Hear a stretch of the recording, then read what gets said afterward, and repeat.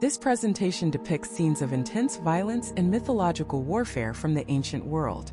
Viewer discretion is advised. What if the greatest empire the world has ever known was founded on a lie? What if the city that gave the West its laws, its legions, and its language was built not by a conqueror, but by a refugee? A broken man escaping a genocide, haunted by the ghost of his dead wife, and hunted across the sea by a goddess who wanted him erased from existence. This isn't just a story of survival. This is the story of how a single desperate prince from a city of ash and bone was chosen to forge an empire that would rule for 1,000 years. It's the story of a man named Aeneas, and it begins in the last dying moments of the world's most famous war. The city of Troy was burning. For 10 years, its massive walls had held back the entire might of the Greek army. But it wasn't a sword that defeated them. It was a gift, a colossal wooden horse, left on the beach as a supposed offering to the gods. The Trojans, exhausted and triumphant, dragged it inside their gates, sealing their own doom. That night, as the city slept in a drunken victory celebration, the belly of the horse opened. Greek soldiers, the deadliest of their kind, poured into the streets. The slaughter was absolute. It was a storm of fire and steel, a symphony of screams. And in the heart of the chaos, a prince named Aeneas is ripped from his sleep. Not by the sounds of battle, but by a ghost. The specter of Hector, Troy's greatest warrior, appears before him, mangled and bloody, just as he was after being dragged behind Achilles' chariot. The ghost doesn't offer hope. It offers a command. The city is lost. It whispers, "Flee. Take our sacred relics, our household gods, and find a new home. A new Troy. It is your destiny to build it across the sea." Destiny. It's a word we throw around, but for Aeneas it was a death sentence. He was a warrior. His instinct was to grab his sword, rally the men, and die defending his home. He tries. He gathers a small band of soldiers and plunges into the madness, a suicidal charge against an unstoppable tide. He witnesses the brutal murder of his king Priam, slain at his own altar. He sees his city, his entire world, being torn apart, limb from limb. In a fit of rage, he sees Helen of Troy, the face that launched 1,000 ships, the woman whose beauty started this whole nightmare, and he moves to kill her. But then a blinding light. His mother appears, not as a mortal, but as the goddess Venus herself. She stops his hand. "This is not Helen's fault," she says, "nor is it the fault of the Greeks. Look." And for a moment, she peels back the veil of reality, and Aeneas sees the truth. He sees the gods themselves tearing Troy down stone by stone. Neptune, god of the sea, prying the foundations loose with his trident. Juno, queen of the gods, a storm of fury leading the Greek charge. Even Jupiter, the king of them all, fueling the Greek rage. His city isn't just being conquered, it's being unmade by the gods. He is fighting against creation itself. It's a battle he cannot win. "Your duty is not here," Venus commands. "Your duty is to your family, to your future. Run." And so he runs. He finds his elderly father, Anchises, who at first refuses to leave, wishing to die with his city. Aeneas, a man defined by duty, prepares to die with him. But then a divine omen. A harmless flame flickers to life on the head of his young son, Ascanius. A sign from the heavens. A promise of a future. His father is convinced. This is the image that will echo through Roman history for 1,000 years. Aeneas, the dutiful son, carrying his frail father on his shoulders. He holds the sacred statues of Troy in one hand and clutches the small hand of his son with the other. 3 generations, the past, the present, and the future, escaping the inferno. His wife, Creusa, follows close behind. They race through the chaos, through alleys slick with blood and courtyards piled with the dead. They reach the rendezvous point outside the city walls, a quiet shrine to the goddess Ceres. The survivors are there, but Creusa is not. In a panic, Aeneas leaves his father and son in safety and plunges back into the burning city to find her. He screams her name through the smoke-filled ruins, his voice swallowed by the roar of the flames. He retraces their steps, his heart pounding with a dread worse than any battle. And then he sees her, or rather her ghost. She appears before him, larger than life, serene even in the apocalypse. She tells him not to grieve. "This was meant to be," she says. "A long exile is waiting for you. You will cross a vast sea to a land in the west, Hesperia, where the Lydian Tiber flows. There, a kingdom and a royal bride await you. Do not weep for Creusa. I will not be a slave to some Greek lord. I am a Trojan princess, and the mother of your divine son. Now go, fulfill your destiny." And then she vanishes. He reaches for her 3 times, and 3 times he grasps nothing but air.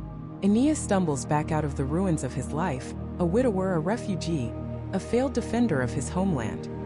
He returns to the survivors, a pitiful collection of men, women, and children, all looking to him for leadership. He is all they have left. As the sun rises, he looks back one last time at the smoking pyre that was once the glorious city of Troy. And with the weight of his father on his back and the fate of his people in his hands, he leads them into the mountains, to build a fleet from the trees that overlook their ruined home. They are no longer Trojans. They are a ghost nation, a handful of survivors on 20 makeshift ships, setting sail on an endless hostile sea. They are searching for a home they've never seen, a promised land whispered by a ghost in a burning city. But they are not just fleeing the Greeks. They are fleeing the hatred of a goddess. Juno, queen of heaven, wife of Jupiter. She despises the Trojans with a burning cosmic passion. It was her favorite hero, Achilles, who killed Hector. It was her favorite city, Carthage, that she knew was one day fated to be destroyed by the race Aeneas would found. And worst of all, a Trojan prince, Paris, had once judged her less beautiful than Aeneas's own mother, Venus. For Juno, this isn't about politics. It's personal, and she will use every storm, every monster, every trick in her divine arsenal to ensure Aeneas and his people never reach Italy. She will see them drown in the sea or die on some forgotten shore before she allows them to build a new Troy. So here is our hero, Aeneas, a man crushed by grief, burdened by duty, and hunted by a relentless god. He has a prophecy from a ghost, a fleet of terrified refugees, and an entire ocean to cross. He is sailing toward a destiny he doesn't understand, to found an empire he never asked for. This is the critical question, the open loop that will define not just his journey, but the very foundation of the Roman Empire. What exactly was the full prophecy given to him? What did he learn on his journey that would give him the strength to endure hell itself? And how did that secret knowledge seal the fate of the entire Western world? His journey into the unknown has just begun. His first attempt to build a new home, a new Troy, began on the coast of Thrace. It was a land of warriors, a place he thought would be a fitting cradle for a reborn people. He poured the libations, sacrificed a white bull, and called the city Aeneid after himself. It was a moment of profound hope, the first real step out of the shadow of their smoldering home. To build an altar, he went to a nearby thicket to gather saplings. He pulled at the first one, and the ground groaned. Dark, thick blood oozed from the severed root, staining the earth. He tried again, thinking it a fluke, and again a horrifying stream of black blood dripped onto his hands. A voice, muffled and full of agony, rose from the mound of earth itself. It was the ghost of Polydorus, a Trojan prince, sent to Thrace for safekeeping with a treasure of gold, only to be murdered by the local king once Troy's defeat was known. His body was left unburied, and the spears used to kill him had taken root, transforming into the bleeding grove. This was not a new beginning. This was a haunted grave. The land itself was cursed, poisoned by greed and betrayal. The dream of a quick and easy settlement died right there, in a pool of spectral blood. Aeneas gave Polydorus a proper burial, a final act of Trojan piety, and then he gave the command his people dreaded: abandon the city. They fled the defiled coast, their first taste of a new life soured by the horrors of the old one. This journey was not just about finding a new place to live. It was about escaping a past that was literally trying to root them to the ground in sorrow. Lost and uncertain, they sailed to Delos, the sacred island of the god Apollo. Here, in the heart of his temple, Aeneas begged for a sign, a clear direction, a place where they could finally rest. The temple shuddered, the ground shook, and a voice boomed from the inner sanctum, cryptic and powerful. Seek out your ancient mother. There your house will rule over all other lands, for all generations to come. His father, Anchises, old and wise, searched his memory. He recalled the ancient legends, the stories of their ancestors. Their people, he declared, had first come from the island of Crete. It was the home of their great forefather, Teucer. That must be it. That must be their ancient mother. A wave of relief washed over the Trojans. They had a destination. They had a prophecy. With renewed purpose, they set sail for Crete, the island of 100 cities. They landed and immediately began to build. They called their city Pergamum, the name of Troy's own citadel. They plowed fields, designed homes, and for a brief, shining moment, it seemed their suffering was over. But the gods were not finished with them. The sky turned a sickly yellow. The air grew heavy and hot. A plague descended upon them, withering the crops in the fields and sickening their bodies. A slow, agonizing death crept through the half-built streets of their new city. Anchises, seeing their dream turn into a nightmare, suggested they sail back to Delos and ask Apollo again, admitting he must have been wrong. But that night, as Aeneas slept, the sacred household gods of Troy, the Penates that he had rescued from the fire, appeared to him in a dream. Their forms glowed in the moonlight streaming through his window. They spoke to him directly, their voices clear and urgent. "We have been sent by Apollo," they said. "You are in the wrong place." Anchises misinterpreted the oracle. It was not Crete. There is a land the Greeks call Hesperia, the land of the West. The Italians call it Italy. That is the true home of our ancestors. That is your final destination. That is your ancient mother. Aeneas awoke in a cold sweat. He had been so close to giving up, to turning back. But now the message was undeniable. He went to his father, and the old man, humbled, recognized the divine truth. They had made a terrible mistake, but it wasn't a fatal one. Once again, the Trojans abandoned their half-built city, leaving the plague-ridden shores of Crete behind, and pointed their ships west, towards a land they had never heard of.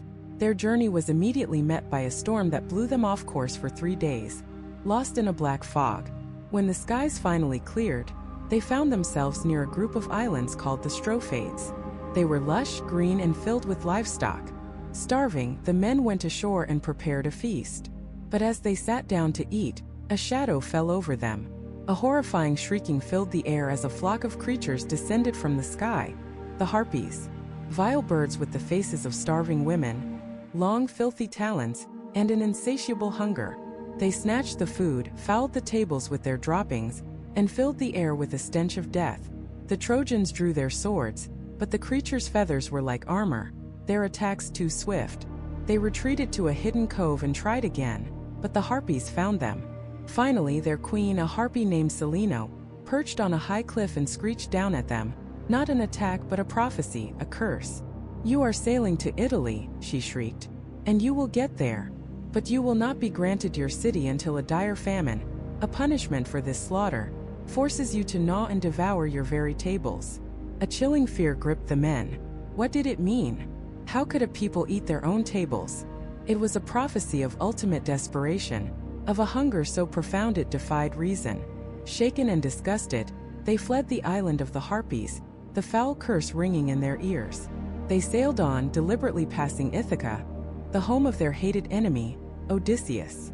They made landfall at Actium, where they held games, a brief moment of normalcy and Trojan pride.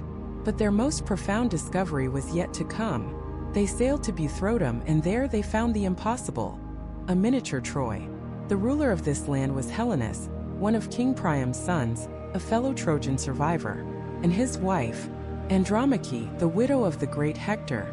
After Troy's fall, she had been taken as a war prize by Achilles' son, Pyrrhus, but was eventually freed and married Helenus. Together, they had tried to rebuild their lost world. They had built a small-scale replica of Troy's citadel, named Rivers after the rivers of home, and clung desperately to the ghosts of their past. The reunion was a storm of grief and joy.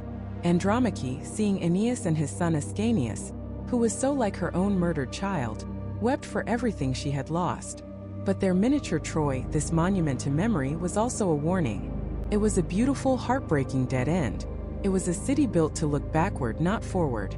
Aeneas was destined to build something new, not a copy of what had been destroyed. Helenus, a priest and a seer of Apollo, knew this. He took Aeneas aside and gave him the clearest prophecy yet. He confirmed that Italy was the goal, but he warned him that the eastern coast, the one closest to them, was filled with Greek colonies. Aeneas had to sail the long way around, down to the very tip of Sicily. He described the specific dangers that lay in wait, the narrow strait guarded by 2 monsters. On one side, the ravenous Scylla, a beast with the face of a woman and a body made of 6 monstrous dogs, who would pluck sailors from their decks. On the other, the all-consuming whirlpool Charybdis, which would swallow ships whole. He must avoid both. And then, Helenus gave him the most crucial piece of advice, the key to everything. When you reach the shores of Italy, he said, you must find the cave of the Sibyl at Cumae. She is an ancient prophetess. She will tell you of the wars you must fight and the trials you will face. You must consult her. Do not fail in this. He was giving Aeneas a roadmap, not just of the sea but of his destiny. And that roadmap led directly into the heart of a war, and through the counsel of a mysterious woman who wrote her prophecies on leaves, only to have them scattered by the wind. Armed with this new terrifying clarity, the Trojans set sail. They saw the mountains of Italy in the distance for the first time. A hazy, promising line on the horizon. They gave a cheer, the first truly hopeful sound in years. But as they drew closer, they approached the strait Helenus had warned them about. The sea began to churn and roar. To their right, the water opened up like a giant mouth, a swirling vortex of Charybdis sucking the ocean down into the abyss. In a panic, they steered hard to the left, and that's when they saw her. Scylla, lurking in the dark caves of the cliffside, her monstrous dogheads barking with a hunger that echoed across the waves. They were caught, quite literally, between a rock and a hard place, a choice between two different kinds of annihilation, the first of many impossible choices that would define the birth of Rome. To steer towards the whirlpool Charybdis was to risk the entire fleet, to gamble the future of Troy on a single swirling vortex of death. To hug the opposite shore was to offer a sacrifice, to feed the ravenous monster Scylla, a creature of pure nightmare, part woman, part beast, with a chorus of snarling dogs where her waist should be. Aeneas, the commander, faced the cold calculus of leadership. He could not risk everyone. He had to risk someone. He gave the order. Hug the shore. They rowed with all their might, their oars churning the water into a desperate foam, staying as far from the monstrous Scylla as they dared. But it wasn't far enough. A roar echoed from the cliffs above, a sound that wasn't animal or human but something torn from the throat of madness itself. The monstrous heads of Scylla's dogs lunged down from the rocks, their jaws snapping like bear traps.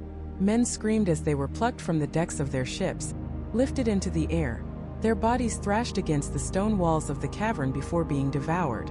Aeneas could only watch, helpless, as his comrades, men who had survived the fall of Troy, were turned into a bloody spectacle. He heard their cries, heard them call his name one last time before the crunch of bone and the silence that followed. They lost ships. They lost men. But the fleet, what was left of it, sailed on. Aeneas had made the impossible choice. He had saved his people by sacrificing a few of them, and the weight of that decision would settle upon his soul like a shroud.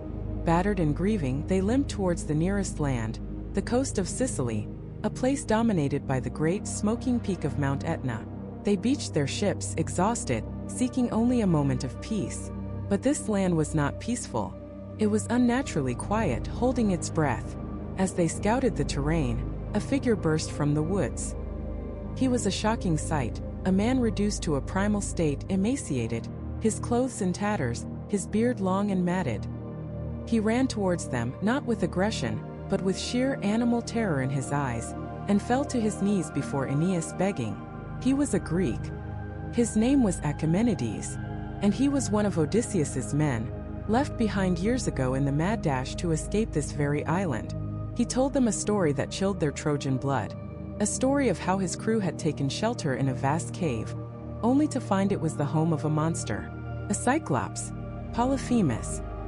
He described with trembling words the horror of watching the one-eyed giant seize two of his companions, their heads smashed against the rock floor like wine skins, their limbs torn apart and devoured, raw, warm blood and brains dripping from the monster's beard. He recounted Odysseus's famous plan: getting the giant drunk, then driving a sharpened, burning stake into his single eye, blinding him. But in the chaos of their escape, clinging to the bellies of sheep, he, Achaemenides, had been forgotten, left behind to live in the woods like a hunted animal, surviving on berries and roots, constantly listening for the thunderous footsteps of the blind, enraged giant. He begged the Trojans to either take him with them or kill him. Anything was better than being left to the Cyclops. Here Aeneas faced another choice. This was an enemy, a Greek, one of the men who had sacked his city, who had helped destroy everything he loved. The old laws of war, of blood and vengeance, demanded he be killed. But Aeneas was not Odysseus. He was forging a new identity not just for himself but for his people. He was guided by pietas, a sense of duty not just to the gods and his family, but to humanity itself. He saw not a Greek but a suffering man. He reached down and pulled Achaemenides to his feet. "You are with us now," he said. As if summoned by the story itself, the ground began to shake. A shadow fell over them, blotting out the sun. From the mountain peak, a figure of impossible size descended. It was Polyphemus. The giant was using a massive pine tree as a walking stick, tapping his way down the slope. His single eye socket was a ghastly weeping wound. He was a terrifying spectacle of ruined power, a wounded god still capable of immense destruction.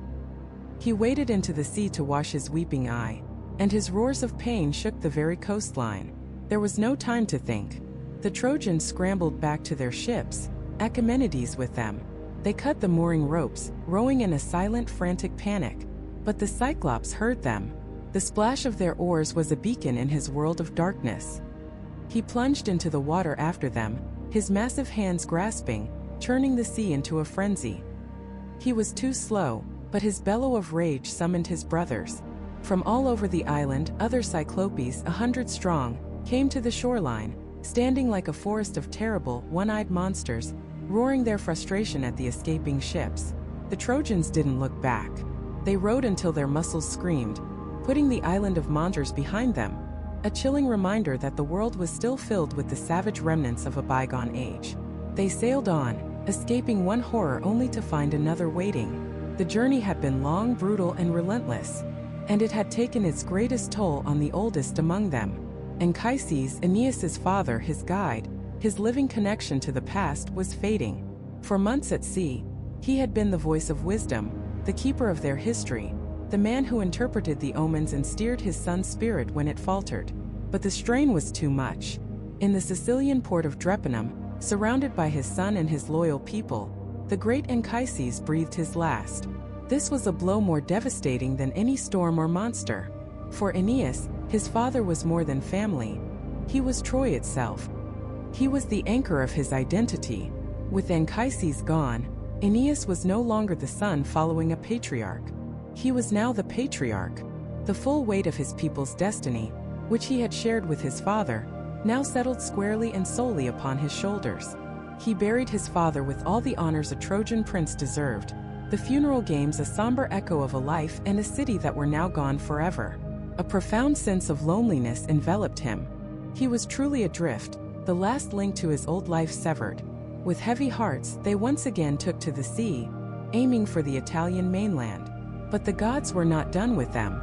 Aeneas's divine enemy, the queen of the gods, Juno, watched from the heavens. Her hatred for the Trojans had not cooled. It had festered. She saw them approaching their goal, and she would not allow it.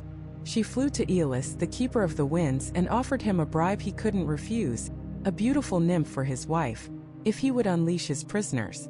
Aeolus struck the side of his mountain prison, and the winds exploded forth. A hurricane of unimaginable fury descended upon the Trojan fleet. The sky turned black. Rain fell in sheets.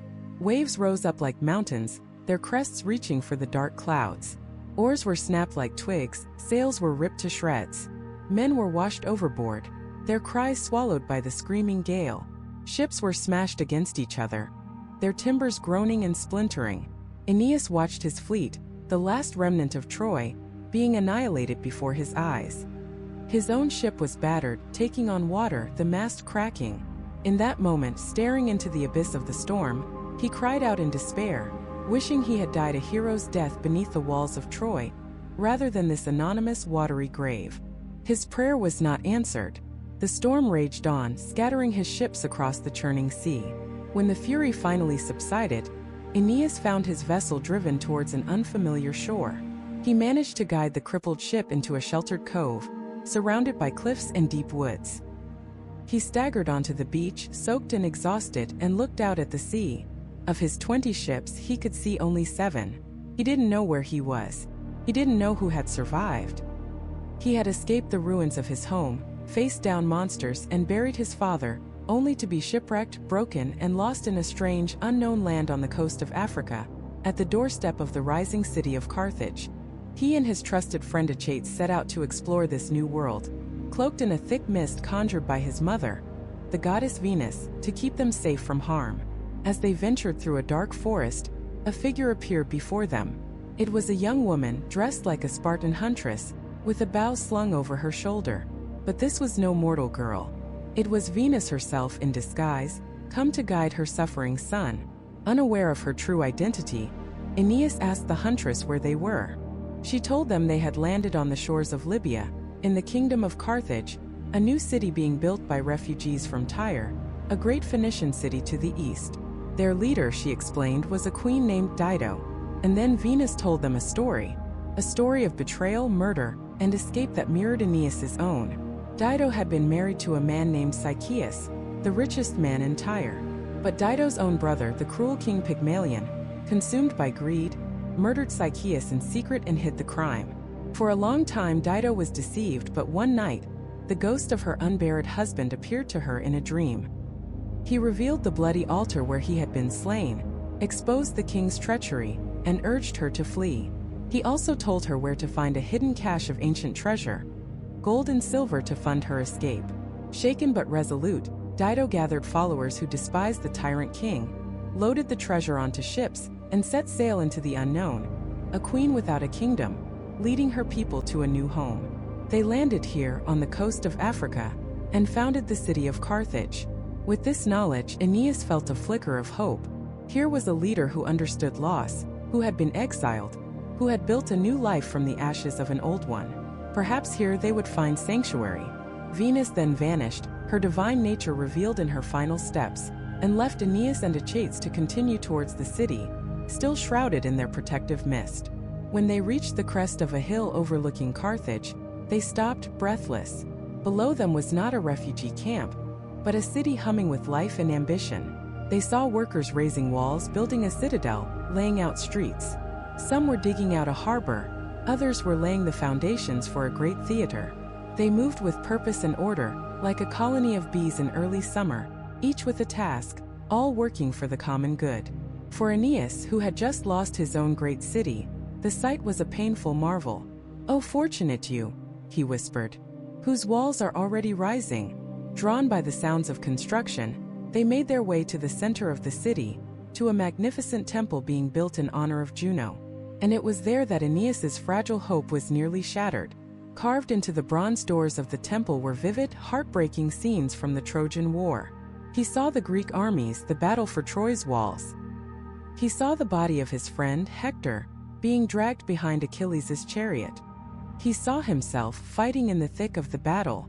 He even saw the Amazon queen Penthesilea leading her warriors, a fierce woman destined to fall in a war so far from her home. Tears streamed down his face.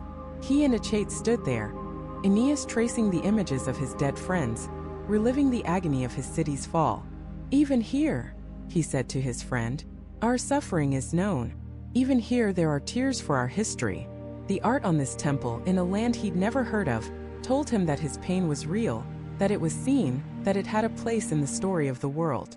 Just then, the temple doors opened, and the queen herself arrived. Dido entered, surrounded by her guards, radiating beauty, authority, and grace. She was like the goddess Diana leading her nymphs, a figure of serene power. She took her seat on a high throne in the temple's doorway and began to dispense justice, assign tasks, and organize her people. She was everything a leader should be, fair, strong, and devoted to her city. And as Aeneas watched, hidden in his cloud, a group of men approached the queen. His heart stopped. He recognized them. They were the commanders of his other ships, men he believed had been lost to the storm. Ilioneus, their spokesman, stepped forward and addressed the queen. He told her of their journey from Troy, of the storm that scattered their fleet, and begged for her help. He spoke of their great leader, Aeneas, a man famous for his piety and his courage in war. A man they now feared was dead. They were not here to plunder, he assured her, but only asked to repair their ships and find safe passage to Italy, the land promised to them by fate. Dido listened with deep compassion. She had heard the stories of Troy, and her heart went out to these weary travelers. She calmed their fears immediately. "Put aside your worries, Trojans," she said. "My own hard fate has taught me to help those in need." She offered them safety in her kingdom. They could repair their ships, resupply, and leave when they were ready. Or she offered they could stay. They could settle in Carthage and become one people with her own. "The city I am building," she declared, "is yours." At that moment, the mist that had concealed Aeneas and Achates dissolved into thin air. Aeneas stood revealed, shining with the divine light his mother had bestowed upon him. He was no longer the haggard shipwreck survivor, but a hero, a prince of Troy. His lost comrades cried out in joy and disbelief. He addressed the queen, his voice filled with gratitude. He thanked her for her unparalleled generosity, for being the first to pity their unspeakable suffering. He promised that her name and her honor would be known wherever his destiny took him. Dido was stunned, first by the sudden appearance of this godlike man, and second by the realization that this was the famous Aeneas himself, the hero whose fate was so intertwined with the great tragedy of Troy. She graciously welcomed him, her heart stirred by his story and his noble bearing. She declared a great feast to honor her new guests, a celebration of survival and new beginnings. But high on Olympus, the gods were not celebrating. They were plotting. Juno saw an opportunity. If Aeneas stayed in Carthage and married Dido, he would never reach Italy. He would never found Rome. Her beloved city of Carthage would reign supreme, and the prophecy of its destruction at the hands of Aeneas's descendants would be undone. Venus, however, saw the same situation and feared a trap. She did not trust Juno or the people of Carthage. She knew her son's safety was temporary, his life hanging by a thread in a city devoted to his greatest enemy. She had to secure his position, to bind the queen to him with a force stronger than politics or hospitality. She needed to bind her with love, and so Venus devised a terrible, brilliant plan. She would send her other son, Cupid, the god of love himself, to the feast. He would be disguised as Aeneas's young son, Ascanius. While the real Ascanius was hidden away, Cupid would sit on the queen's lap, and with his divine power, he would breathe an inescapable fire into her.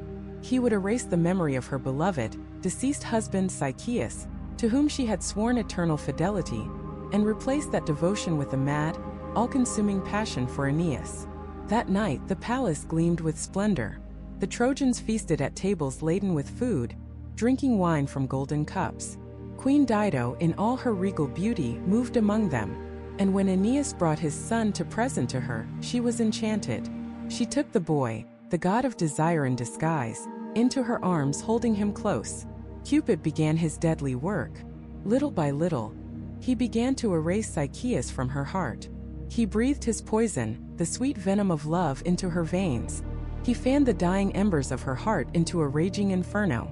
She gazed at Aeneas, hanging on his every word, her eyes filled with a dangerous new light. The feast, the music, the laughter all faded into the background. There was only him. As the night wore on, Dido, now fully under Cupid's spell, took up a large golden bowl of wine. She made a toast to the gods, to this new friendship between Tyre and Troy, and drank. Then she turned to Aeneas, her mind and soul now completely ensnared. She looked at the man who had lost everything, the hero who carried the fate of a future empire on his shoulders, and she felt a desperate need to know everything about him. She begged him, Tell us from the very beginning the story of your city's fall, the treachery of the Greeks, and the tale of your 7 long years of wandering. My queen, you ask me to live again a grief beyond words, to tell how the Greeks shattered the power of Troy, a kingdom of sorrows, things I saw with my own eyes, and a great part of which I was. Who, in telling such a tale, could keep from tears? And yet, if you are so eager to learn of our last agonies, to hear the story of Troy's final hour, then I will begin, though my heart shudders to remember. The Greek commanders, broken by years of war and driven back by fate, built a horse. A colossal horse as tall as a mountain, its ribs woven from planks of fir. They spread a rumor that it was an offering to the gods for a safe return home. But hidden deep within its hollow belly, they packed it with their finest soldiers armed and ready. Then they sailed away, hiding their fleet just out of sight behind the nearby island of Tenedos. We thought they were gone for good. We believed the long war was finally over. All of Troy poured out of the gates, rejoicing. We stood in wonder before the monstrous horse, a fatal gift left on our shores. A debate erupted. Some shouted to drag it into the city and place it on the citadel.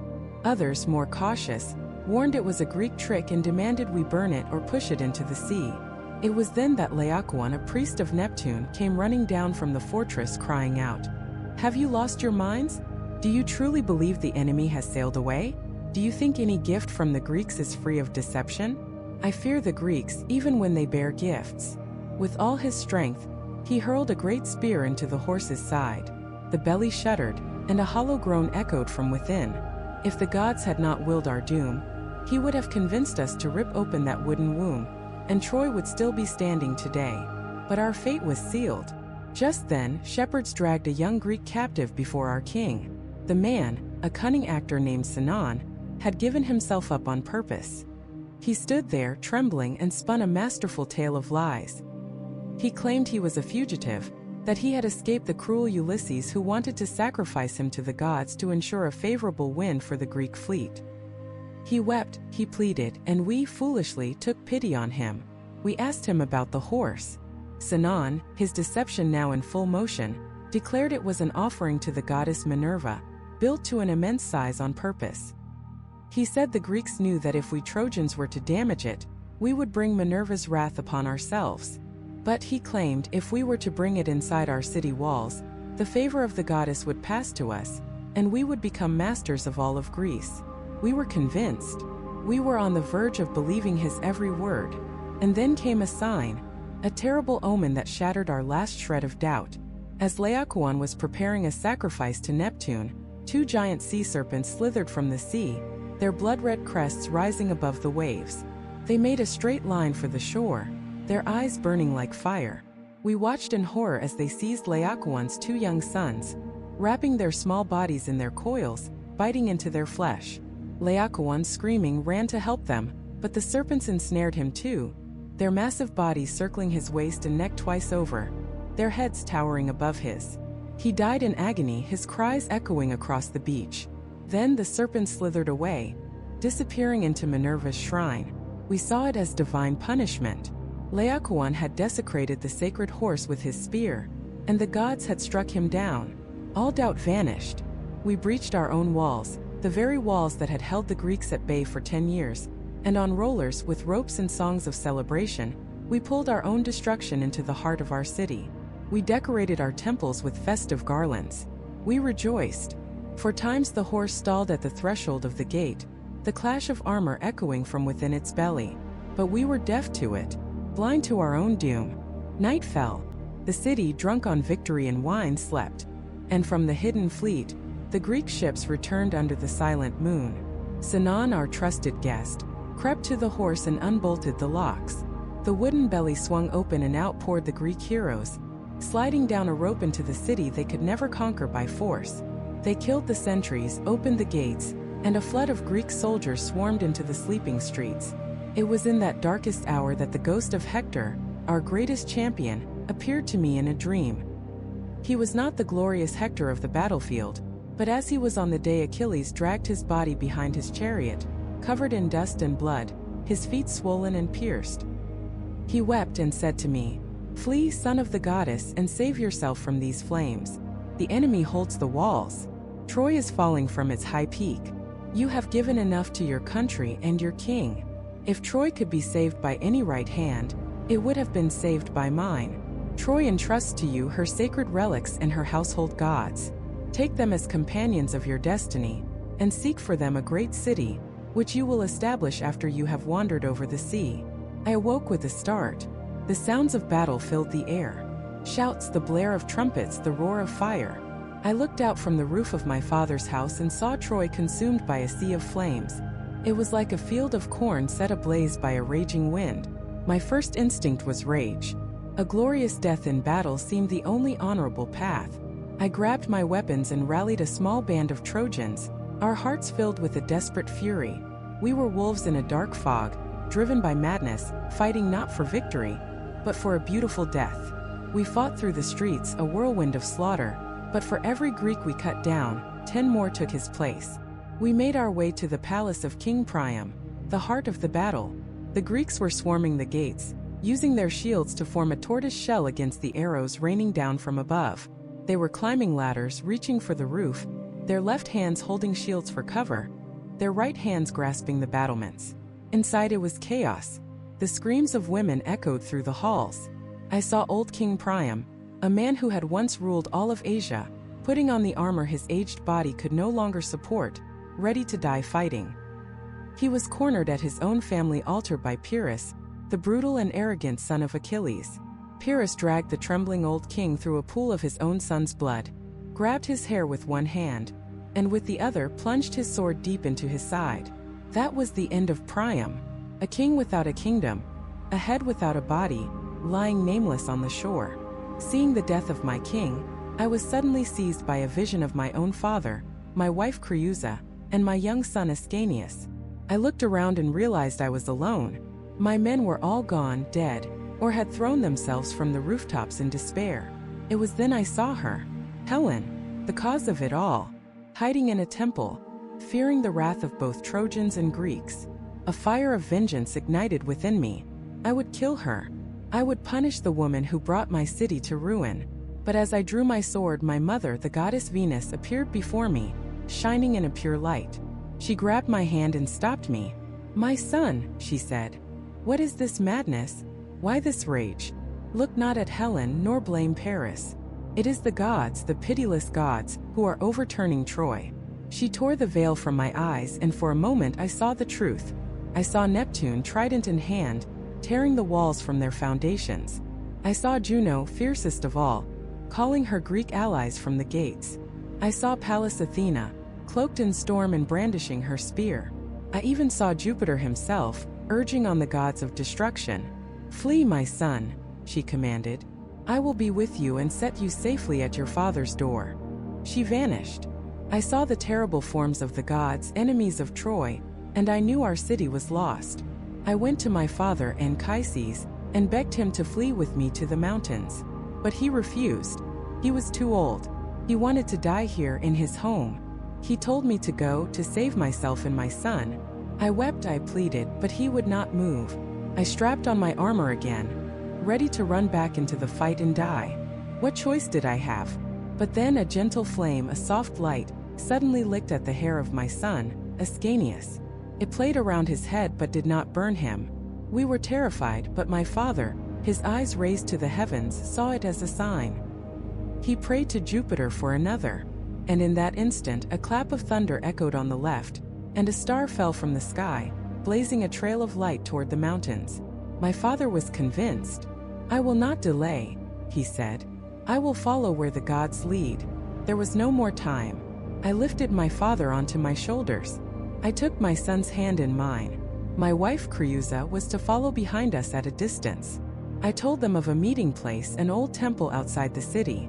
Carrying the weight of my past and holding the hand of my future, I ran through the shadows, terrified of every sound, every breeze. We reached the meeting point. I counted our numbers. Everyone was there, my father, my son, our followers, but one was missing. Creusa. She was gone. In my panic, I lost my mind. I raged against gods and men. I armed myself again and ran back into the burning city, back into the heart of the danger, shouting her name through the empty streets. I searched our home, now filled with Greek soldiers.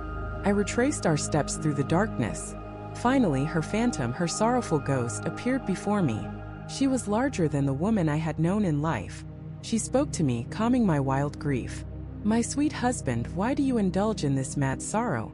This did not happen without the will of the gods. You are not fated to take me with you. A long exile is your destiny. You will travel over a vast expanse of sea until you come to the land of Hesperia, where the Tiber River flows through the rich fields of men. There a kingdom and a royal wife await you. Do not weep for me. I will not be a slave to some Greek mistress. I am a Trojan, and the daughter-in-law of a goddess. Now farewell, and preserve the love of our son." She faded into the thin air. 3 times I tried to wrap my arms around her neck. 3 times her ghost slipped through my hands like a light wind, like a fleeting dream.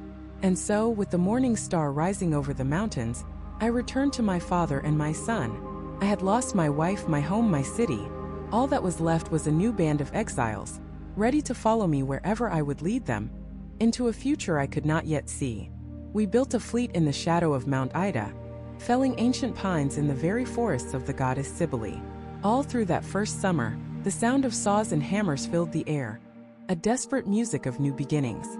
Men who had been princes and soldiers were now shipwrights, their hands raw, their faces grim with purpose. We were a nation of ghosts, haunting the ruins of our own past, waiting for a sign. When the ships were ready, my father Anchises, ever pious, ordered us to set sail with the first favorable winds.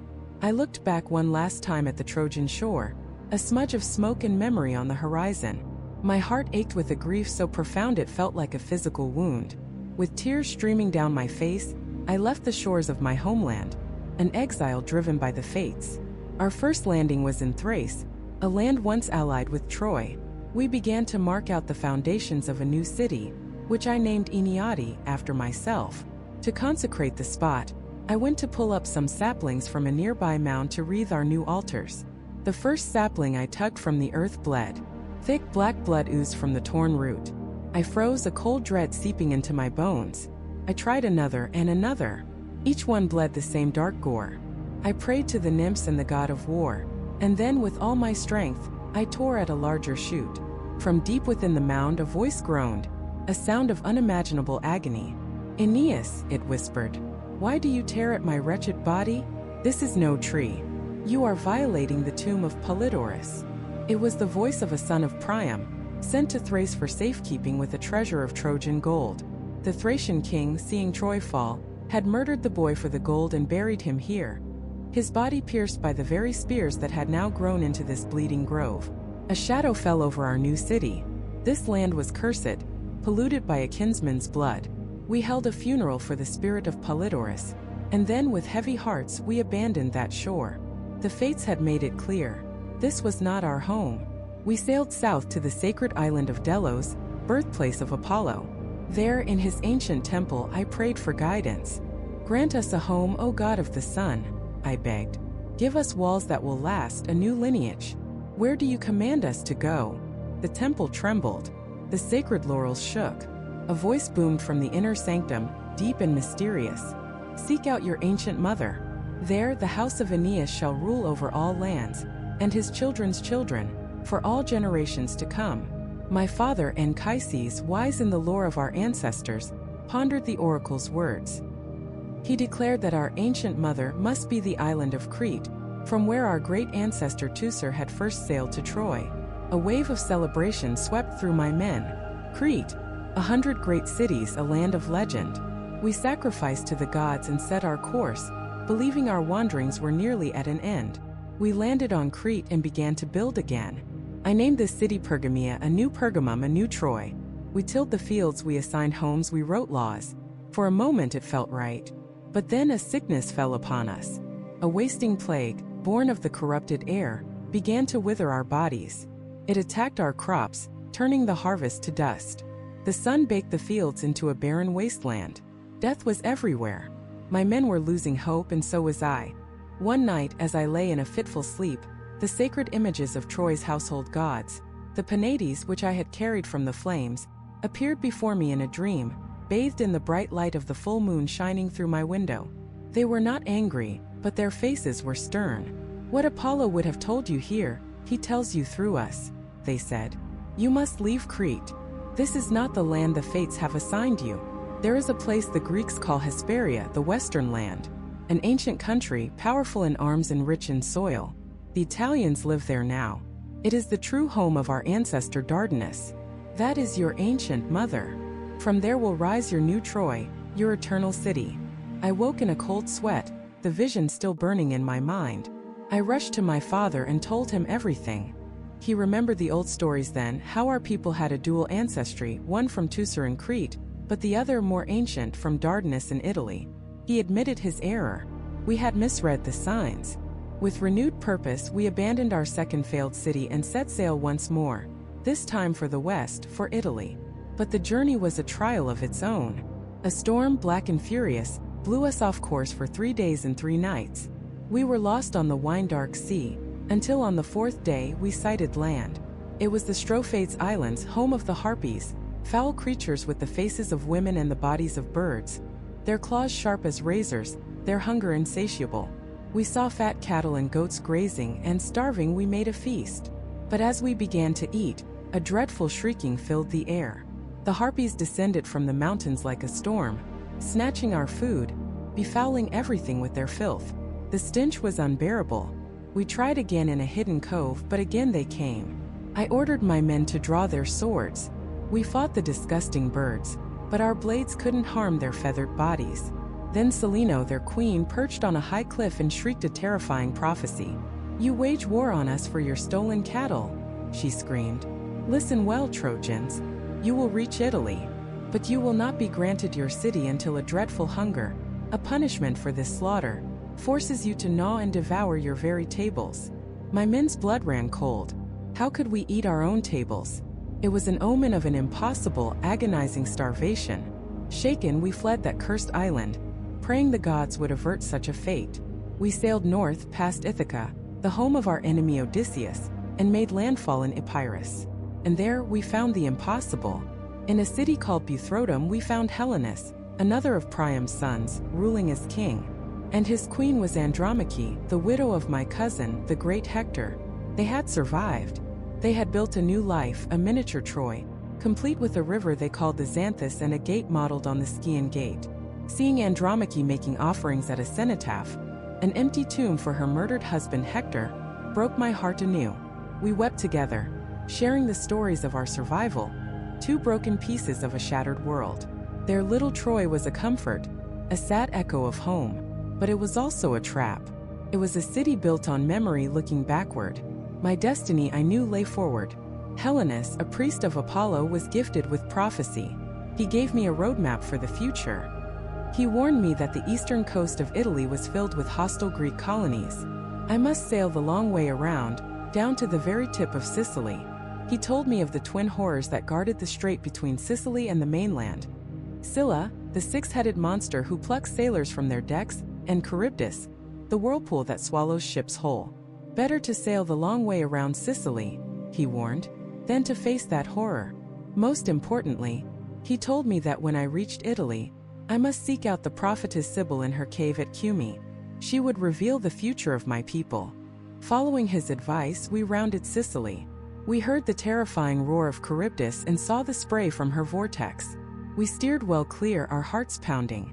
We landed on the coast of Sicily, near the great volcano Mount Etna.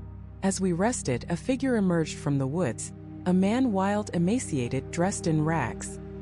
He was a Greek, one of Odysseus's crew, a man named Aeneid, left behind in the Cyclops' cave a year before. He begged us to take him with us, to save him from the one-eyed giant. And as he spoke, we saw him, Polyphemus, a monster the size of a mountain, his single eye burning like a baleful star, using a sharpened pine tree as a walking stick. He waded into the sea to wash the gore from his empty eye socket, the one Odysseus had blinded. We saw him and we fled. We cut our cables in silence, rowing with all our might. The Cyclops heard us, but he was too slow. He roared in frustration, and the other Cyclopes came running to the shore, a forest of giants, helpless as we slipped away into the sea. We had saved a Greek, an enemy. In that moment we were not Trojans or Greeks. We were just men escaping a monster. Our long journey around Sicily was nearly complete. We finally made port in the city of Drepanum. And there, after all the storms, the monsters, and the prophecies, my greatest trial struck. There my father Anchises, my guide, my comfort, my rock, the keeper of our past and the anchor of my soul, he died. The gods had spared him from the flames of Troy. They had guided him across the sea, only to take him from me on the cusp of our final goal. This was the grief that broke me. This was the loss that the Harpy's prophecy and Helenus's warnings had not prepared me for. I was utterly alone now, the full weight of my people's destiny resting on my shoulders, and mine alone. We set sail from Sicily, a ghost fleet haunted by the memory of my father. The sea was calm, the sky a brilliant empty blue. For a moment, a single fragile moment, I felt a flicker of hope. We were on course for Italy. The promised land felt finally within our grasp. But the gods are never done with us, especially not Juno. From her perch on Olympus she saw us. She saw our ships slicing through the waves, our sails full of the wind of destiny, and the ancient hatred in her heart boiled over. The fates had decreed that my descendants would one day destroy her favorite city, Carthage. She would not stand for it. She would defy fate itself. She flew to Aeolia, the floating island of the winds, and found their king, Aeolus. He kept the raging gales locked away in a vast mountain cave, and Juno, she made him an offer. "Unleash your winds," she purred. "Smash their fleet, scatter them across the ocean. Do this, and I will give you the most beautiful of my nymphs to be your wife." Aeolus, flattered and tempted, agreed. He struck the side of the mountain with his spear, and the winds exploded out of their prison. A hurricane of pure divine rage slammed into us. One moment there was sun, the next the sky vanished. The world became a churning chaos of black water and screaming wind. The waves rose like mountains, then dropped into abysses. Oars snapped. Sails were ripped to shreds. My men cried out, their voices swallowed by the storm. I saw ships swamped, men dragged under by the surf, and I, Aeneas, son of Venus, felt my knees grow weak with cold terror. I raised my hands to the black sky and I cried out, not in defiance but in utter despair. "Oh, you lucky, lucky ones!" I screamed to the ghosts of my friends who died at Troy. "You who fell under the high walls of our home, in the sight of your fathers. Why couldn't I have died there? Why couldn't the Greek hero Diomedes have struck me down and stretched my body out on the plains of Troy, where mighty Hector lies? To die at home, a warrior's death, seemed a paradise compared to this. To drown nameless in a foreign sea, my body lost to the waves, my destiny unfulfilled, my father's memory shamed." But another god was watching. Neptune, lord of the sea, felt the unauthorized storm raging in his domain. He rose from the depths, his powerful presence a stark contrast to the chaos. He saw my scattered fleet, and he knew instantly whose work this was. His sister Juno. "How dare you?" His voice boomed across the water, not a sound but a pressure, a force that silenced the wind itself. He called the winds to him. "Is this how you show your respect for my power? Get out of my seas. Tell your king that the trident, not the spear, rules the waves." The winds fled. With a word, Neptune calmed the surging sea. The sun broke through the clouds. He personally lifted 3 of my ships off the jagged rocks they'd been thrown against, while the sea nymph Cymotho pushed others free. The storm was over as quickly as it had begun. 7 ships remained. 7 battered, waterlogged vessels out of the 20 we'd started with. We limped towards the nearest landmass, a curved bay on the coast of Libya. We ran our ships aground on the sand, and my men, tasting solid earth for the first time in what felt like an eternity, collapsed onto the beach, grateful just to be alive. I looked at their faces, exhausted, terrified, hopeless. They had lost friends, family, everything. Again. As their leader, I could not show them the same despair that was eating me alive. I had to be the rock. I had to be the hope. We found a herd of stags nearby, and soon we had fires going, roasting venison and drinking the wine my father had put aboard in Sicily. I gathered them around me. "My friends," I said, my voice steadier than I felt. "This is not the first time we have faced disaster. We have survived worse than this, and the gods will grant an end to this too. We survived the fury of Scylla, we survived the rocks of the Cyclops. So summon your courage, banish your fear. Perhaps one day, it will be a pleasure to remember even this." I spoke of the promised land, of the new Troy we were fated to build in Italy. I forced a look of hope onto my face, while my heart was sick with grief. But my mother Venus was not so easily fooled. From the heavens she had watched the storm, watched her son's near death, and she went to her father Jupiter, the king of the gods, her eyes filled with tears. "Father," she said, "you promised me. You promised my Aeneas and his descendants would rule the world. But look at them now. Shipwrecked, hounded from every shore. Is this the reward for piety? Is this how you keep your word?" Jupiter smiled, a smile that calmed the heavens, and he kissed his daughter. "Do not be afraid, my child," he said, and then he unveiled the future. He spoke of Aeneas reaching Italy, of him waging a great war to secure his kingdom. He spoke of his son, Ascanius, who would found the city of Alba Longa. He spoke of the generations that would follow, of a priestess who would bear twin sons to the god Mars. He spoke of one of those sons, Romulus, who would build the walls of a new city and name it after himself, Rome. "To them," Jupiter declared, his voice echoing with the power of destiny, "I give an empire without end. I have set no limits of time or place. The Romans will be the masters of the world. Even bitter Juno, who now plagues the sea and sky and land, she will change her plans and join me in cherishing them.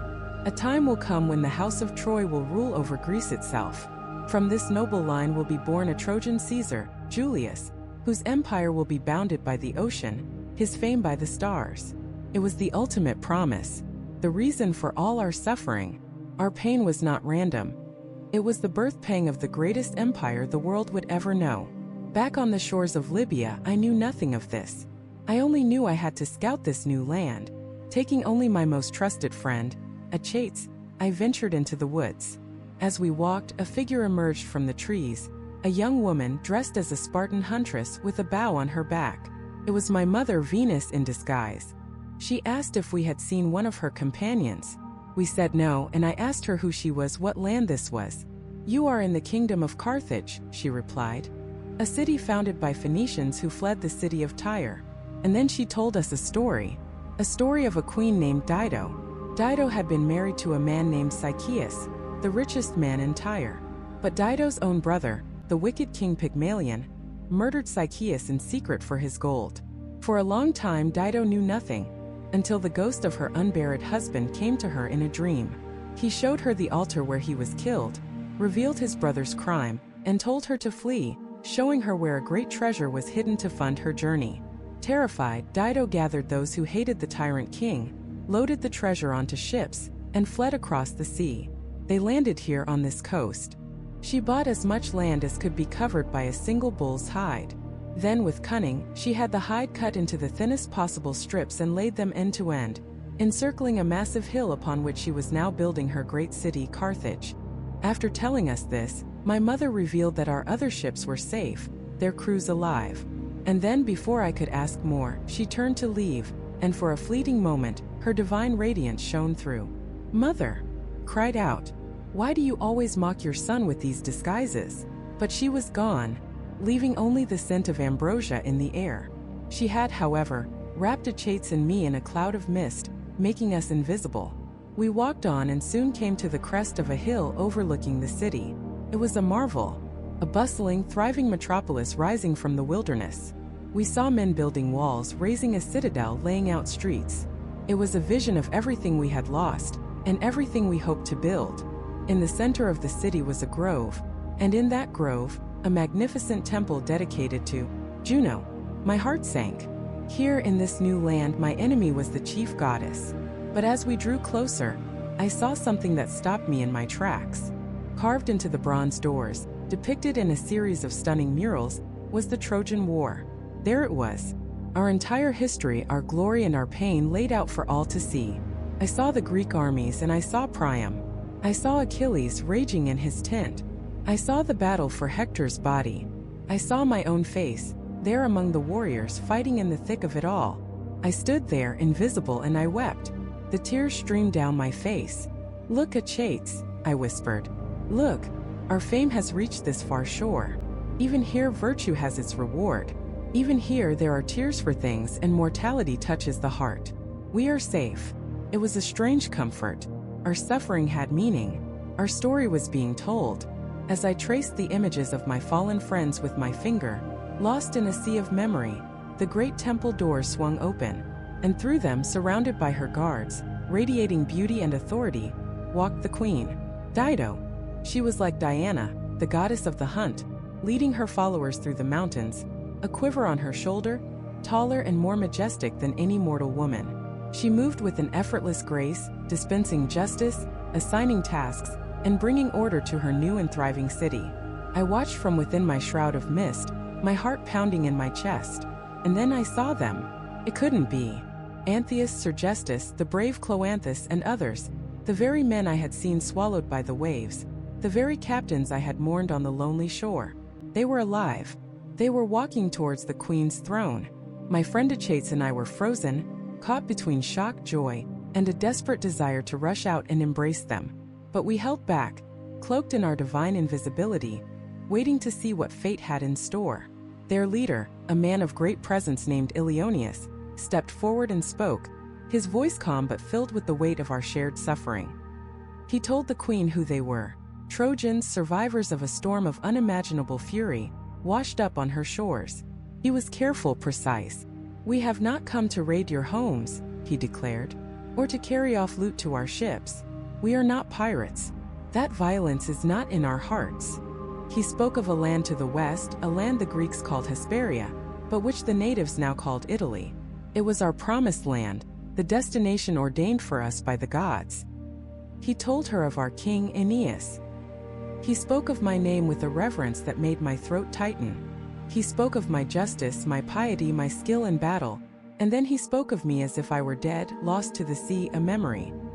He asked for so little, simply the right to repair our battered ships on her shore, to gather wood from her forests, so that if we ever found our king and the rest of our fleet, we could sail onward to Italy.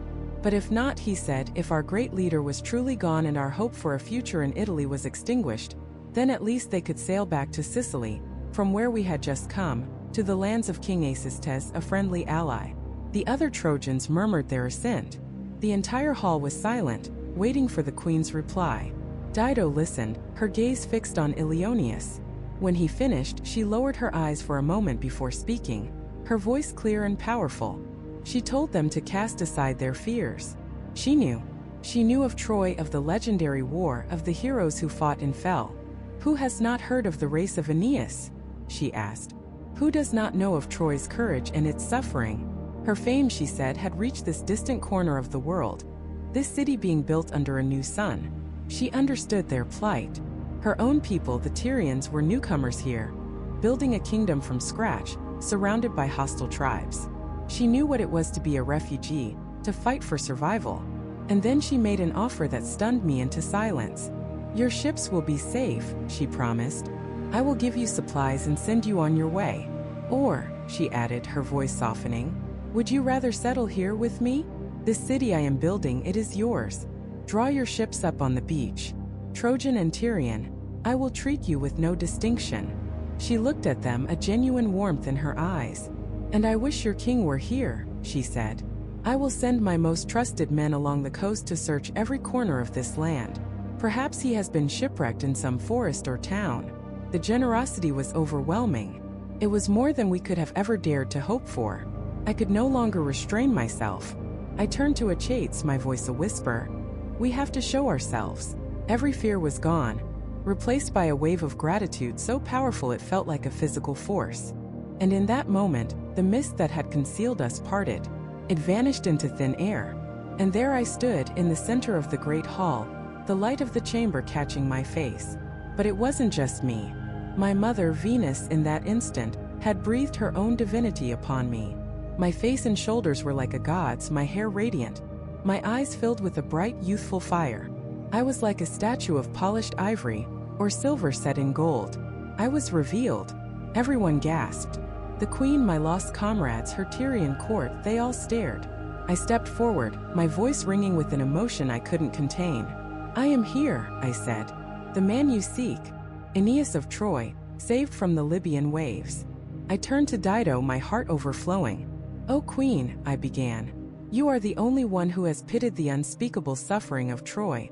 You who offered to share your city and your home with us, the last remnants of our people, exhausted by every disaster on land and sea, in need of everything. To thank you as you deserve, Dido, is beyond our power. It is beyond the power of what is left of the Trojan race, scattered across the great world.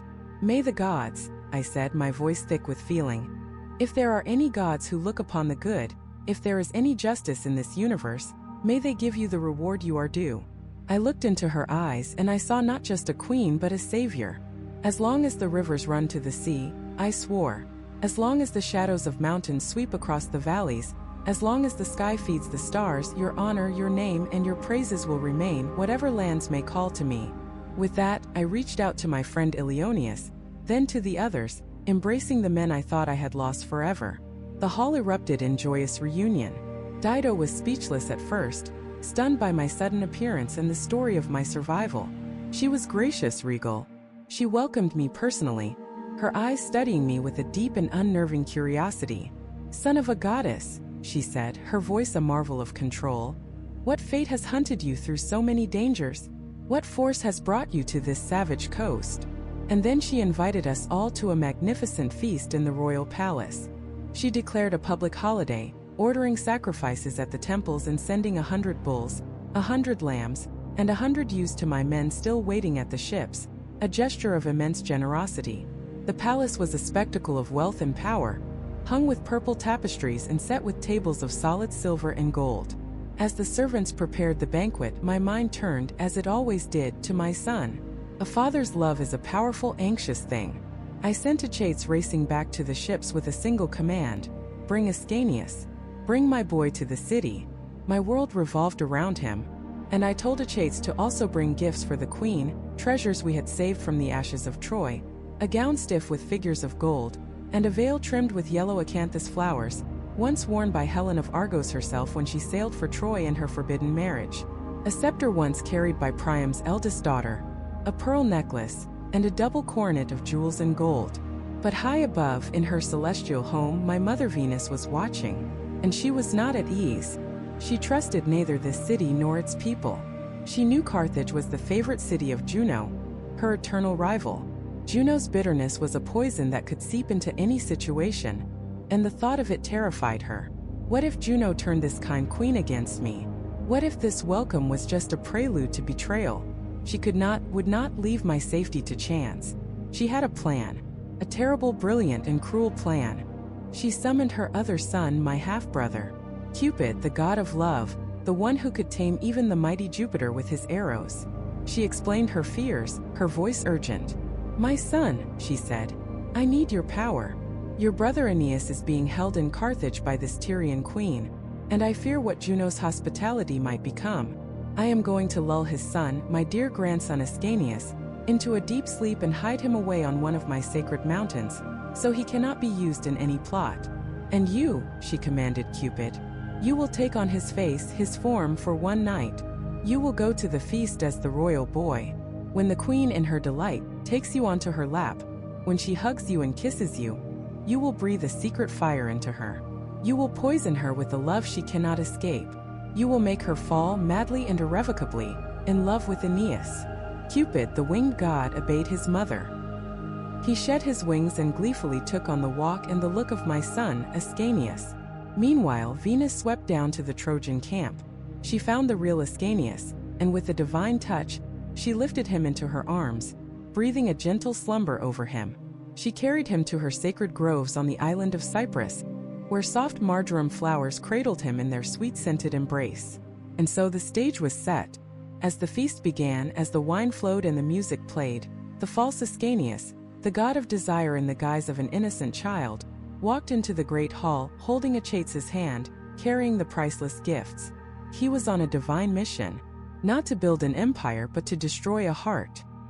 He was going to erase the memory of Dido's beloved, dead husband, to whom she had sworn an oath of eternal fidelity. He was going to ignite a passion that would consume her, a love that would become her doom, all to ensure the safety of one man. All to ensure my safety. The god of love, disguised as my own son, sat in the queen's lap.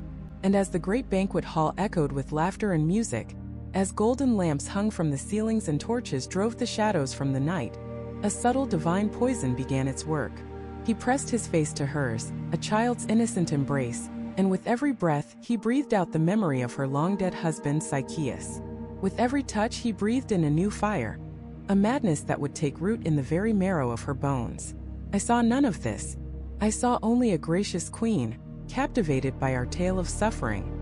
The feast wound down, the wine flowed, but she couldn't let the night end. She begged me to recount our story again, to tell of Troy's final, agonizing hours, to describe the face of Priam as he fell and the terror in my own son's eyes. She hung on every word, her gaze fixed on me, and with every telling, the god's venom worked deeper. The night finally ended, but for Dido it was only the beginning. The moon would fade, the stars would set, but in her empty palace, she was not alone. She was haunted by my face, my voice, my story. Sleep offered no escape. The next dawn she was a wreck, confessing everything to her sister Anna. "Anna," she whispered, her voice trembling, "what dreams have terrified me? Who is this stranger who has come into our home? His face, his courage, his lineage. I feel the stirrings of an old flame. But then the guilt. She had sworn an oath on her husband's ashes, an oath of fidelity until death. She prayed the earth would open up and swallow her before she would ever break that vow. Anna, ever the pragmatist, saw not a broken vow, but an opportunity. She saw a powerful alliance, a city fortified by Trojan strength. "Oh, sister, dearer to me than light itself," she said. "Will you waste your youth in lonely grief? Do you think the dead care for our vows? Besides," she argued, "the gods must have willed this. Think of the city you could build, the empire you could raise with such a man by your side." Her words were like tinder to a spark. She gave Dido permission to feel what she was already feeling, absolving her of her guilt. And with that, Dido's resistance crumbled. The fire, once a flicker of doubt, now raged. She was consumed, and the city, her great project, faltered. The half-built tower stood silent against the sky. The youth stopped their military drills. The great harbor works, the defensive walls, all of it ground to a halt. The tools lay where they were dropped. The only thing being built in Carthage now was Dido's obsession. She was a wounded doe struck by a shepherd's arrow, wandering the forest with the deadly shaft still stuck in her side, unaware of the poison slowly killing her. And from her throne on high, Juno watched. My great tormentor saw Dido's love not as a tragedy, but as a tool, a way to finally stop me, a way to keep me in Carthage, to prevent the founding of her hated Rome. She descended to speak with my mother, Venus. "A glorious achievement," Juno said, her voice dripping with sarcasm. "You and your boy have conquered a mortal woman. But why must this rivalry continue? Let us make an eternal peace, a wedding pact. You have what you wanted, Dido burns with love. Let us rule this nation together as equals." My mother knew a trap when she saw one. She knew Juno's real aim was to divert the Italian destiny to the shores of Libya. But she also saw a short-term advantage. My safety, a respite from the endless wandering. So she played along. Who would be so foolish as to refuse such an offer? Venus replied, "But I wonder if the fates will allow it." "That is my concern," Juno declared, laying out her plan. "Tomorrow, when the sun rises, I will arrange a great hunt in the forest. And while the riders are scattered, I will unleash a storm of black rain and hail. The sky will thunder, and in the confusion, you and Dido will seek shelter in the same cave. There I will be present. I will join you in what will be a true and lasting marriage." My mother, feigning agreement, nodded. The trap was set. The next day dawned bright and clear. The hunting party was a magnificent sight. Carthaginian nobles in vibrant cloaks, horses champing at their bits, a pack of hounds straining at the leash. And then Dido appeared, radiant in a purple cloak embroidered with gold, a golden quiver on her back. She was breathtaking. We rode out together into the deep woods chasing fleet-footed stags. But as we reached the high mountains, Juno's promise came true. The sky began to rumble. A darkness fell over the forest, and then the heavens opened. A torrential downpour, laced with hail, sent the entire hunting party scattering for cover. The streams swelled into raging rivers. Fate, or perhaps the cruel design of goddesses, led Dido and me to the same dark cave. And in that cave something shifted. It was no longer a queen and a refugee. It was a man and a woman alone while the world outside raged. Primal Earth and Juno, the goddess of marriage, gave the signal. The sky itself flashed with lightning, a witness to our union. Nymphs wailed from the mountaintops. It was not a celebration. It was an omen. That day was the first day of her death, the first cause of all her suffering. She no longer thought of it as a secret love affair. Shielded by the darkness of the cave and the sanction of a goddess, she called it a marriage. And as soon as we left that cave, rumor took flight. Virgil describes rumor as a terrifying monster, a giant feathered beast with an eye under every feather, a tongue for every eye, an ear for every tongue. She never sleeps. By day she sits on rooftops, by night she flies through the shadows, shrieking truth and lies with equal glee. She flew through the cities of Libya, whispering of a Trojan prince who had captured the queen's heart, a queen who had forgotten her kingdom, both lost in a winter of lust and luxury. The rumor reached the ears of King Iarbas, a neighboring ruler whom Dido had rejected. He had given her the very land on which she built her city, and he was consumed with rage and jealousy. He went to the altar of his father, the mighty Jupiter, and he prayed a prayer of pure fury. "Almighty Jupiter," he cried out, "do you see this? We honor you, we bring you offerings, and for what? So that this woman who scorned me can welcome this castaway into her kingdom? This second Paris with his soft chin and perfumed hair. He possesses her, while we bring gifts to your temples in vain. The prayer did not go unheard. From the peak of Olympus, the king of the gods turned his gaze downward. He saw Carthage. He saw Dido. And he saw me. He saw me not as a hero, but as a man enthralled, a man who had forgotten his destiny. He saw me laying the foundations of her city, wearing a sword gifted by her, a cloak woven with her hands. I was building a future, but it was the wrong one. My divine mission, the great burden of founding the race that would one day rule the world, was dissolving in the comfort of a queen's love. And Jupiter's patience had run out. He turned to his son Mercury, the messenger of the gods. "Go now, my son," he commanded. "Fly down to the Trojan leader. He lingers in Carthage, heedless of the cities granted to him by the fates. Carry my command through the swift winds. He was not promised to us for this. His mother did not save him from Greek swords twice for him to dally with a woman in Africa. He is meant to rule Italy, an empire pregnant with military power, to pass on a noble lineage and bring the entire world under the rule of law. If the glory of this great destiny does not move him, if he will not strive for his own honor, does he begrudge his own son, Aeneas, the glory of Rome's high towers? What is he doing? What hope does he have, lingering among a hostile people, forgetting his own descendants and the lands of Italy? He must sail. This is my final word. Let this be my message." The god's message struck Aeneas like a thunderbolt. He was paralyzed, his hair standing on end with terror, his voice stuck in his throat. He burned to get away, to leave this sweet land behind, but he was terrified by the command of the gods. How could he do this? How could he possibly approach the queen in her passion? How could he even begin to explain? His mind raced, darting in 1,000 different directions, considering every angle, every possibility. Finally, one plan seemed best. He called his commanders, telling them to ready the fleet in secret, to gather the men at the shore, and to prepare their weapons, but to give no reason why. He himself would find the right moment, the gentlest approach, to tell Dido what had to be done. But a queen in love cannot be deceived. Dido sensed the plot immediately. The same cruel goddess of rumor that had brought them together now whispered the bitter truth in her ear. The fleet was being armed. The Trojans were preparing to leave. She flew into a rage, storming through the city like a woman in a crazed backchic frenzy. She found Aeneas, and her words were fire. "You traitor! Did you really think you could hide such a crime? Did you think you could just sneak out of my land? Does our love mean nothing to you? Does the vow we made mean nothing? Does the thought of Dido, left to a cruel death, not hold you back? To set sail in the dead of winter? You are cruel. If you weren't seeking a foreign land and an unknown home, if ancient Troy still stood, would you be sailing for Troy in this weather? Is it me you are running from? I beg you, by these tears, by the hand you took, by our union. If I have ever given you anything sweet, pity this falling house. Give up this plan." Aeneas, though he felt the sting of her grief, held firm to the god's command. He kept his eyes steady, struggling to hide the pain in his heart. "My queen," he began, "I will never deny the kindnesses you have shown me. I will never forget you. But I was not trying to sneak away.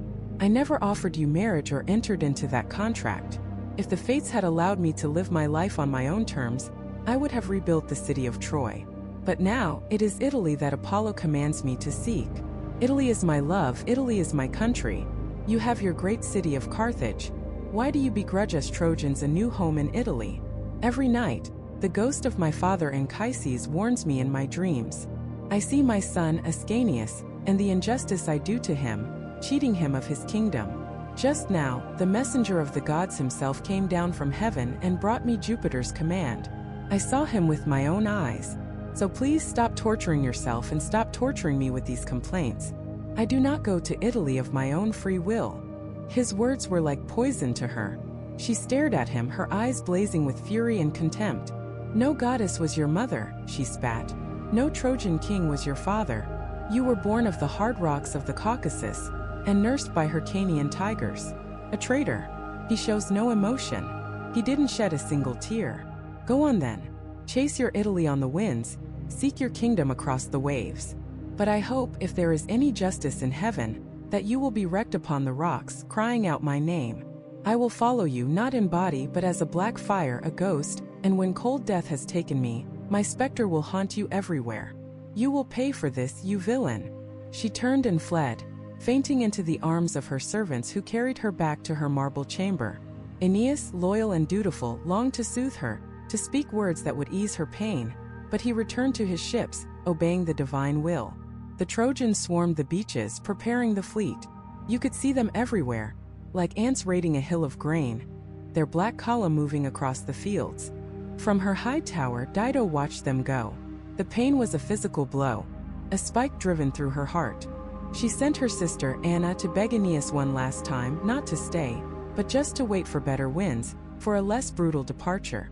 But he would not listen. His course was set. Despair consumed Dido. The world turned dark. She saw terrible omens. The holy water on her altars turned black, the wine turned to blood. In her dreams she was alone, wandering a long empty road, searching for her people in a deserted land. She resolved to die, but she hid her purpose from her loving sister. She put on a brave face, a serene expression.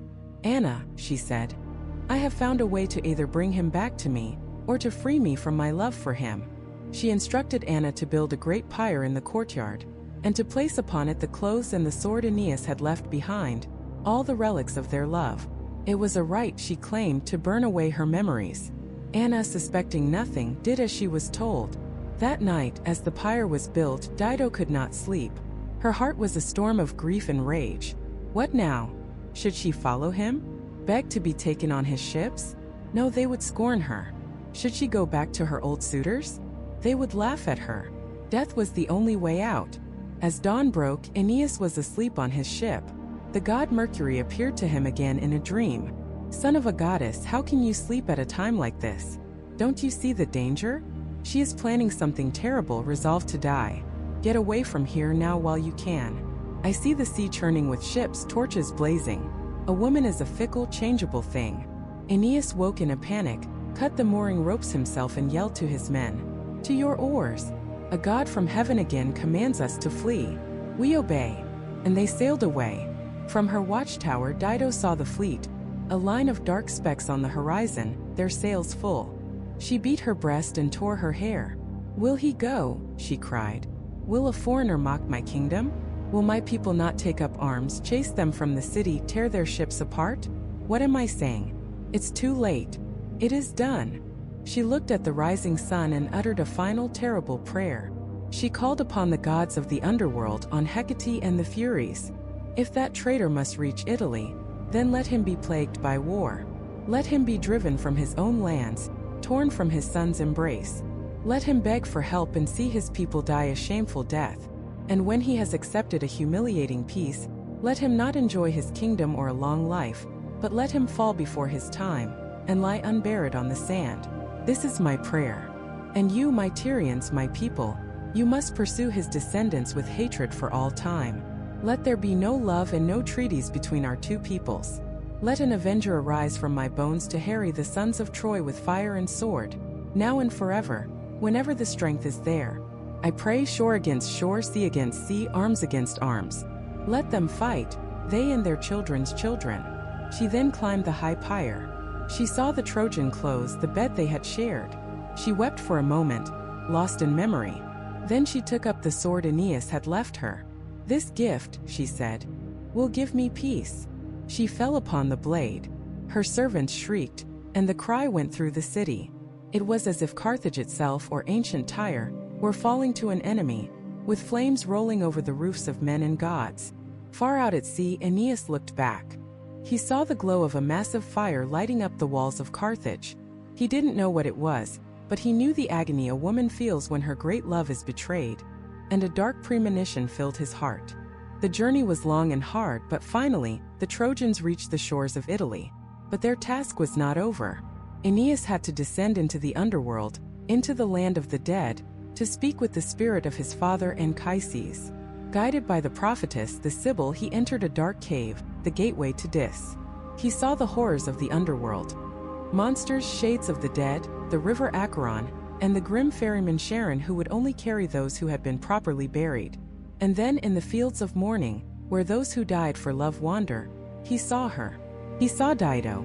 She was fresh from her wound, her face pale. He wept. Was the news I heard true then? That you took your own life? Was I the cause of your death? I swear by the stars I did not want to leave your shore. It was the command of the gods that drove me. I never imagined my leaving would cause you such pain. Stay. Don't turn away. This is the last time fate will let us speak. But she did not look at him. Her face was like a block of flint. She turned away, silent and unforgiving, and fled into the shadows of the woods to be with her first husband, who loved her and shared her grief. Aeneas, heartbroken by her fate, watched her go, his eyes full of tears. He continued on, finally reaching the blessed fields of Elysium, where the spirits of the great and good reside. There he found his father, Anchises. It was an emotional reunion. Anchises then showed his son the true purpose of his long journey. He led Aeneas to a hill and showed him a long procession of souls waiting to be reborn into the world above. These, Anchises said, are your descendants, the future of Rome. He pointed them out one by one.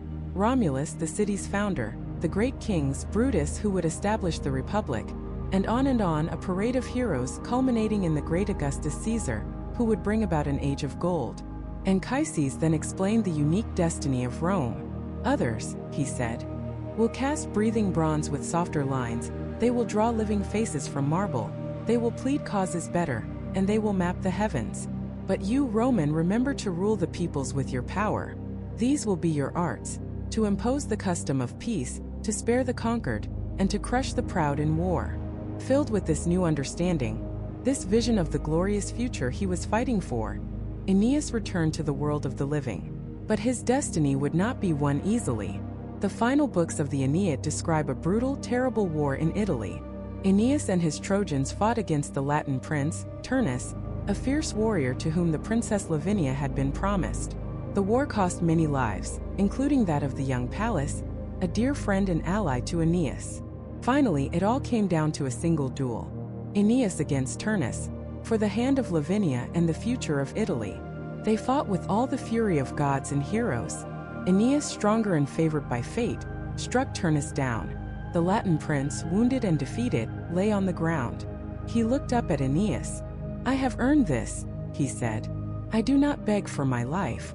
But if you have any feeling for a father's grief, think of your own father, and send my body back to my people.